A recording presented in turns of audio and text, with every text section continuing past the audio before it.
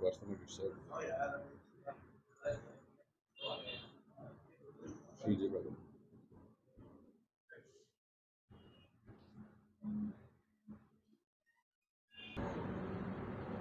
नमस्कार। प्रसंगों के शख्सियत कार्यक्रम में आप सभी का स्वागत है। हम बातें करते हैं शख्सियत में किसी विशेष व्यक्तित्व की, लेकिन व्यक्तित्व के साथ साथ में कुछ संस्थाएं भी ऐसी हैं जिसकी अपन शख्सियत की श्रेणी के अंदर तुलना कर सकते हैं। और ऐसी ही एक शख्सियत वंदे गो मातरम गौशाला है, जो ब्यावर के अजमेर रोड पे स्थापित है। बताया तो जाता है कि राजस्थान के अंदर लगभग नागौर के बाद में इस गौशाला का नंबर आता है। आज हमारे मध्य हैं इस गौशाला के ट्रस्ट के अध्यक्ष दीपक राकावत, सचिव जयंत जी, गगन भारद्वाज जो कोष का काम देखते हैं, और महासचिव लोकेश परियार जिनको गौ सेवक के रूप में भी जाना जाता है। तो शुरुआत करेंगे हम यहाँ से कि इस गौशाला के अंदर 2019 से शायद इसकी स्थापना हुई। तो लोकेश जी, इस पर थोड़ा सा प्रकाश डालें कि पहले तो ये महावीर गौशाला के नाम से थी, किस प्रकार से कल्पना हुई इस गो वंदे गो मातरम गौशाला की स्थापना की। मैं आपको ये बताना चाहूँगा, वंदे गौ मातरम चैरिटेबल ट्रस्ट हमारे कुछ छोटे भाई, हमारे युवाओं ने इस टीम की शुरुआत की थी। एक सिर्फ 10-10, 20-20, 30-30 रुपए इकट्ठे करके हम रोडों पे जा के गायों का इलाज करते थे। एक हमने डॉक्टर रखा था उस समय, लेकिन हमारी आवश्यकताएं बढ़ती गई तो हमें ध्यान में आया कि अजमेर रोड बाईपास पे एक महावीर गौशाला करके यहाँ एक जगह जो जिस स्थान पर खड़े यहाँ संचालित होती थी, वो शराबियों का एक अड्डा बन चुका था। यहाँ कोई गौवंश नहीं रहता था, सिर्फ कुछ नहीं था यहाँ, चारों तरफ छोटी छोटी दीवारें और उलझाड़ भूमि थी ये। तो हमने इसके लिए प्रयास किया और देलवाड़ा सरपंच ने हमको इस जमीन की एनओसी दी और इस एनओसी से हमने इसकी स्थापना की और आज ये बहुत विराट रूप ले चुकी है।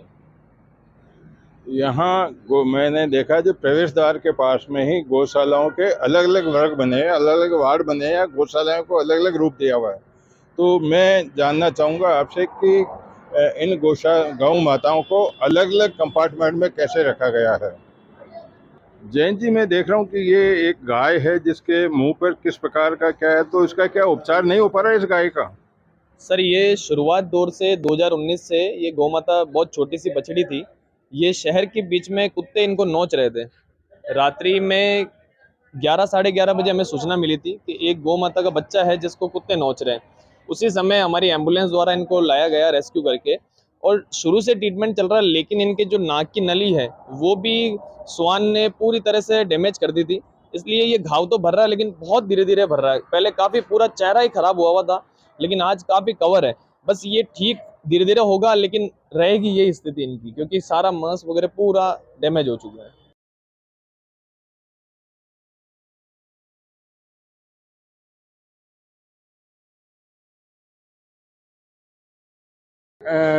किस वजह से बनाया हुआ है, क्या कुछ है ये यहाँ का वंदे गौ मातरम चैरिटेबल ट्रस्ट का ऑपरेशन थिएटर है, जहाँ गौवंश के साथ और भी जो अन्य जीव यहाँ लाए जाते हैं जो कहीं एक्सीडेंट में घायल होते हैं या बीमार होते हैं, उन सब का जिस तरह से एक मानव मात्र के लिए जिस तरीके से एक हॉस्पिटल में ऑपरेशन थिएटर होता है, उसी तरह यहाँ पे इस ऑपरेशन थिएटर का निर्माण किया गया है, ताकि किसी भी गौवंश का या अन्य सहाय घायल जीव का यहाँ पे हम ऑपरेशन कर सकें। हमारे डॉक्टर्स और मेडिकल टीम यहाँ पे ऑपरेशन करती है, और यहाँ पे अंदर की तरफ दवाइयों का हमारा स्टॉक रखा हुआ है। सारी मेडिकल की जो दवाइयाँ हैं उनका यहाँ पे स्टॉक रखा हुआ है। यहाँ पे हर तरह के जीव के लिए अलग अलग मेडिसिन रखी हुई है, और ये हमेशा हमारे पास स्टॉक हम पूरा तैयार रखते हैं ताकि ज़रूरत पड़ने पर तुरंत घायल असहाय जीव को यहाँ की हमारी मेडिकल टीम और डॉक्टर्स जो है वो उपचार दे सके। तो अब तक यहाँ एवरेज कितने गायें रोज की आ जाती है, कहाँ से आती है यहाँ पर? यहाँ पे रोजाना लगभग 15 से 20 केस हमारे पास आते हैं इस तरह के। कई जो है वो शहर के अंदर घायल होती है जीव, और इसके अतिरिक्त हाईवे के ऊपर भी जो एक्सीडेंट होते हैं, विशेष रूप से बरसात के मौसम में जब गायें जो है वो सूखी ज़मीन की तलाश में रोड पे आ जाती है, तो उनके जो एक्सीडेंट केस होते हैं वो नॉर्मली 15 से 20 केस तो हमारे पास आते ही हैं। बारिशों के टाइम में ये संख्या 35 से 40 के आसपास पहुंच जाती है।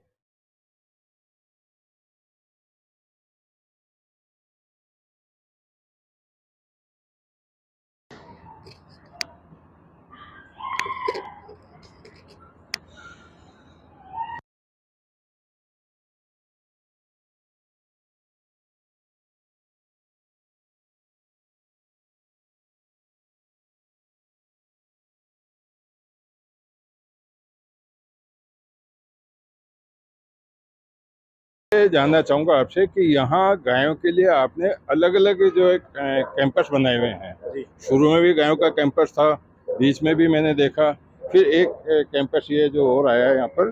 तो ये विभाजन किस प्रकार से किया हुआ है इन गायों के लिए? एक्चुअल में सर ये जो आप जो देख रहे हैं इसको हम आईसीयू वार्ड में कन्वर्ट कर रखा है। यहाँ पे जो भी एक्सीडेंटल गाय आती है उन सभी का इलाज किया जाता है। यहाँ पर अधिकतर वो गाय आती है जिन्होंने पॉलीथीन बहुत हाई लेवल पर खाई होती है। इनके पेट में लगभग 50 से 60 किलो की पॉलीथीन इनके पेट में रहती है, जो कि यहाँ लाने के बाद इनका इलाज किया जाता है। और एक एक गाय का 3-3 महीने तक करीबन इलाज चलता है जो पॉलीथीन खाई होती है। बाकी जो रोड पे एक्सीडेंट होते हैं उन गायों को यहाँ लाते हैं और यहाँ उनका पूर्ण इलाज किया जाता है। और यहाँ से ठीक करने के बाद दूसरे जो अभी वार्ड आपने देखे थे उनमें इन गौ माताओं को शिफ्ट किया जाता है। जब ये लंपी की बीमारी आई थी, जब भी ब्यावर से अधिकांश लोग यहाँ आया करते थे, वहाँ मैंने खुद ने भी आकर के देखा था कि यहाँ के आपके ट्रस्ट के सदस्यों के अलावा शहर से भी महिलाएं आकर के यहाँ काम करती थी। तो उस समय पर आपने किस प्रकार से सेवाएं दी? गायें तो बहुत थी, बाहर से भी गायें आ रही थी, ये जगह छोटी पड़ रही होगी, तो उस समय लंपी के समय में आपकी ट्रस्ट ने किस प्रकार से इस जो खतरनाक समय आया था गौ माता के लिए, उसको कैसे आपने आगे बढ़ाया? जी साहब, ये तो पूरे ब्यावर ने मिलकर ही इसको लंबी में इस गौ माता के विकट काल को निकले हैं। एक्चुअल उसमें हम लोगों ने ब्यावर में अलग अलग क्षेत्र में क्वारंटाइन सेंटर बनाए थे, जिसमें हर एक क्वारंटाइन सेंटर में 100 से ज़्यादा गौवंश को रखा गया था जो लंबी से पीड़ित थी। उन्हें ठीक किया गया। ब्यावर के अंदर 3 से 4 लंबी सेंटर थे, अलग अलग जगह पे खोल के उन सबको वहाँ पे लाना और सबका ट्रीटमेंट करना। और ये पूरे ब्यावर क्षेत्र के सभी संस्थाओं द्वारा मिलकर ये कार्य किया गया और आज उसी के प्रयास से बहुत सारे गौवंश को हम बचा पाए। आप ये भी बताएं कि आपने जैसे गगन जी ने भी बताया कि यहाँ ऑपरेशन थिएटर भी है, तो निश्चित रूप से जब यहाँ ऑपरेशन थिएटर है तो यहाँ मेडिकल स्टाफ भी होगा। कितने मेडिकल स्टाफ हैं, क्या प्रशिक्षित के हैं, डॉक्टर्स भी हैं, और वो उपचार की जो व्यवस्थाएं होती है, महंगी दवाइयाँ भी होती है, जैसे अभी देखा स्टोर रूम में काफ़ी दवाएं भी एकत्रित है, उसका किस प्रकार से प्रबंध किया जाता है? एक्चुअल में यहाँ अभी एक डॉक्टर साहब हैं और उसके अलावा 5 LS हैं, 5 से 6 LS हैं कंपाउंडर। वो यहाँ की जो सेवाएं हैं ऑपरेशन वगैरह वो करते हैं। और हम जो मेडिसिन मंगाते हैं वो सारी जयपुर से मंगाते हैं और महंगी से महंगी बढ़िया से बढ़िया मेडिसिन का हम प्रयोग करते हैं ताकि इन जीवों का इलाज में बेहतर से बेहतर कर सकें और जल्दी से जल्द इनको ठीक कर सकें।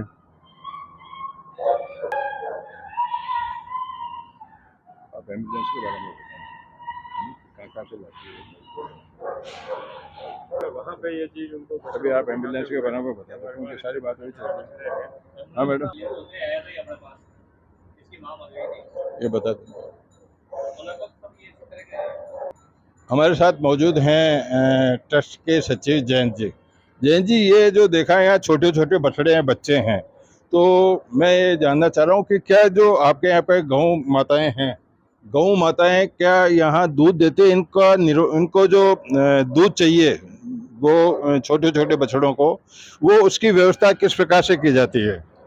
सर ये जो छोटे छोटे बछड़े हैं ये सब बिन माँ के हैं, क्योंकि शहर से जो हम गौ माता लाते हैं वो यहाँ शांत हो जाती है। उनके बाद कम से कम 30-35 बछड़े जिनके दूध की व्यवस्था ब्यावर शहर के भामाशाहों के सहयोग से सुबह शाम होती है। यहाँ कोई भी ऐसी गौ माता नहीं जो दूध देती है, केवल रेगुलर में 3 से 4 गौ माता जो दूध दे रही है, वो भी यहाँ 20 बच्चों को दूध पिलाती है, ऐसी गौ माता भी है। तो यहाँ ऐसा कुछ भी नहीं। आवाज भी आएगी, आवाज भी आएगी। हम्म।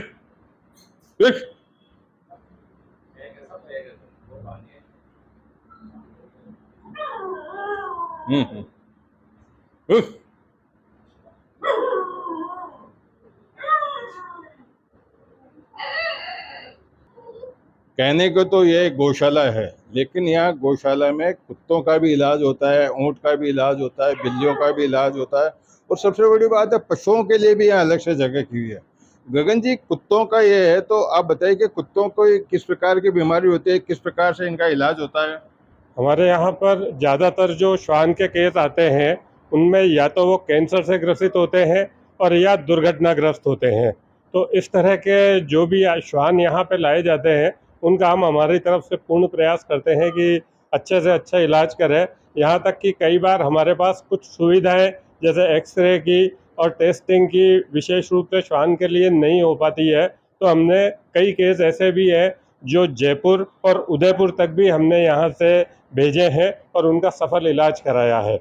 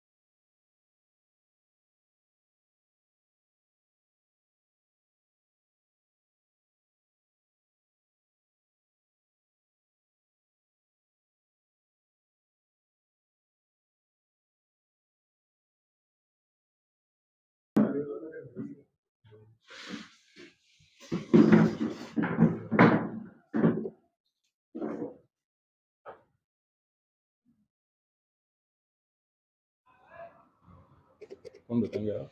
तो अभी हमने आपको बताया कि इतनी बड़ी जो वंदे गोमातरम चैरिटेबल ट्रस्ट की जगह है, इतनी व्यवस्थाएं हैं, गायों को किस किस स्थिति में किस किस जगह रखा जाता है, पशुओं को भी दिखाया आपको, पक्षियों को भी दिखाया, मोर भी हैं, खरगोश भी हैं, बिल्ली भी हैं, बंदर भी हैं, और पता नहीं किस किस तरह के जो पशु होते हैं उनका यहाँ पर संकलन किया हुआ है।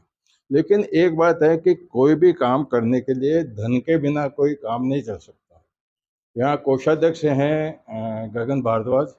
गगन जी बताइए कितना तो खर्चा होता है और किस प्रकार से इसका मैनेजमेंट होता है। अ, जैसा कि रमेश जी भाई साहब ने बताया, अर्थ बिना सब व्यर्थ। तो किसी भी सेवा कार्य को करने के लिए हमारे को अर्थ की तो आवश्यकता रहती ही है। यहाँ पे हमारा इस सारे सेवाओं को चलाने का मासिक खर्च लगभग 7 से 8 लाख रुपए आता है। लगभग हमारे पास 25 से 30 लोगों का स्टाफ है यहाँ पे, जो यहाँ पे इन सभी जीवों का ध्यान रखते हैं। मेडिकल टीम है हमारी, 7 से 8 लोगों की मेडिकल टीम है। तो इन सब का व्यय उठाने के लिए हमारे पास नगर के, हमारे शहर के जो भामाशाह हैं, उनके पास से भी फंड आता है। इन भामाशाहों में कुछ तो दानवीर ऐसे भी हैं कि जिनका हर महीने हमारे पास एक निश्चित जो है रकम आती है दान और सेवा के रूप में। इसके अलावा जो भी शहर से गणमान्य व्यक्ति हैं, जो गौ सेवक है, वो यहाँ आते हैं स्वयं के जन्मदिन पर, अपने बच्चों के जन्मदिन पर, विवाह की वर्षगांठ पर यहाँ पे लोग आते हैं और बहुत ही धार्मिक तरीके से अपनी जन्मदिन और वर्षगांठ यहाँ मनाते हैं। और इन यहाँ के असहाय जीवों के लिए वो कुछ न कुछ यहाँ दे के जाते हैं। इसी प्रकार से यहाँ का सारा जो है अर्थ प्रबंधन किया जाता है। गौ सेवक भी आए हैं जो शहर से आए हुए हैं। भैया क्या नाम है आपका। मेरा नाम क्षितिज चौरडिया है। चोरडिया जी, यहाँ किस लिए आए हैं आप यहाँ सहपरिवार। ये एकमात्र ब्यावर में इतनी बढ़िया जगह है, शायद ही ऐसी जगह कहीं देखने को मिलेगी। इस जगह की खासियत बताऊं, आज हमारे गली मोहल्ले में कोई भी बीमार गाय होती है, कोई भी बीमार कुत्ता है, कबूतर है, मैं खुद 3-4 कबूतर को लेके आया हूँ, जो जिनके करंट लग गया उनको बॉक्स में डाल के यहाँ लेके आया हूँ। आप देख सकते हैं। अरे इधर हो भैया, उनका तो घुमा देना, घुमा देना, उसको घुमा देना। बगे हैं तो तसल्ली भी नहीं लोगों को। चलो आप आगे। भैया क्या नाम है आपका। मेरा नाम क्षितिज चौरडिया है। यहाँ कैसे पहुँचना हुआ आपका। ये एकमात्र ब्यावर शहर में या अजमेर डिस्ट्रिक्ट में आप कह सकते हैं, इतनी बढ़िया जगह है। यहाँ जानवरों की इतनी बढ़िया सेवा होती है जो शायद ही मैंने और कहीं देखी नहीं है, ना देखने को मिलेगी। हमारे गली मोहल्ले में जितने भी बीमार जानवर हो जाते हैं, जैसे कुत्ते हैं, गाय है, कबूतर है, सभी जानवरों का यहाँ ट्रीटमेंट होता है। 3-4 कबूतर को तो मैं भी लेके आया हूँ जिनके करंट लग गया, जिनका कहीं कोई ट्रीटमेंट नहीं हो सकता है, उनका ट्रीटमेंट यहाँ करते हैं। कबूतर का, गायों का, जो भी एक्सीडेंटल जानवर है, किसी के एक्सीडेंट हो गया। अंत में आपसे पूछना चाहता हूँ कि ये तो उन गायों का उपचार होता है, उन गायों का संरक्षण होता है जो गायें या तो पब्लिक के आपके पास पहुँचती है आपके ध्यान में। लेकिन आजकल सबसे बड़ी समस्या है कि हाईवे पे शहर में गायों का जमावड़ा बीच सड़क में रहता है। उनकी सुरक्षा के लिए भी क्या कुछ उपाय करते हैं आप लोग। उसके लिए सर हमने ये एक रेडियम बेल्ट का जो हमारा अभियान है, ये अभी 2-4 दिन में ये चालू भी होने वाला है। ये एक एनजीओ है जीव रक्षा करके बेंगलोर से, जो हमको 2000 रेडियम हर साल उपलब्ध करवाते हैं। और हम इनको, अब हमारी टीम लगभग हमारे 150 से 200 गौ सेवक ऐसे हैं जो हमारे साथ हर समय तैयार मिलते हैं। उन टीम के साथ हम जाएंगे और हाईवे पे और शहर में इस रेडियम बेल्ट को लगाएंगे, ताकि रात में रिफ्लेक्ट पड़ने पर उससे गौ माता की जान बची जा सके और हम एक, मतलब कि एक आत्म संतुष्टि के लिए, एक धार्मिक भावना के तहत हम ये संतुष्टि प्राप्त कर सकें।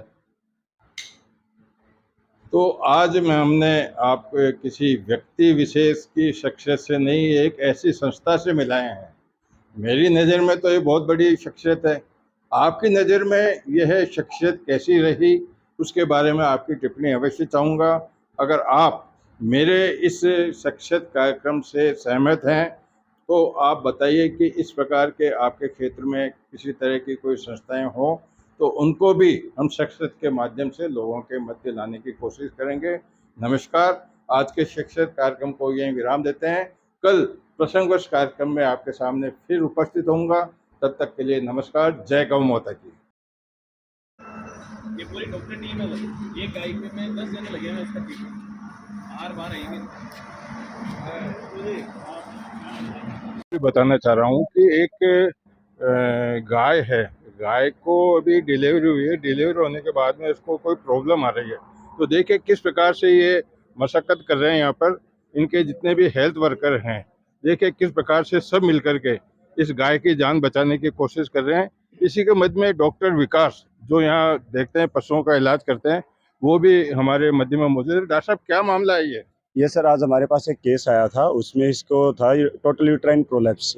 मतलब क्या होता है कि डिलीवरी के तुरंत बाद जब बॉडी बाहर अपना यूट्रस निकाल देती है, तो ये प्रॉब्लम थी।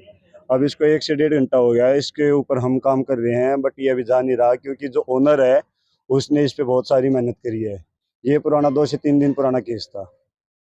तो आपको क्या लगता है अब ये गौ बच जाएगी, गौ हाँ माता? हाँ, ये बच जाएगी, गौ माता बच जाएगी।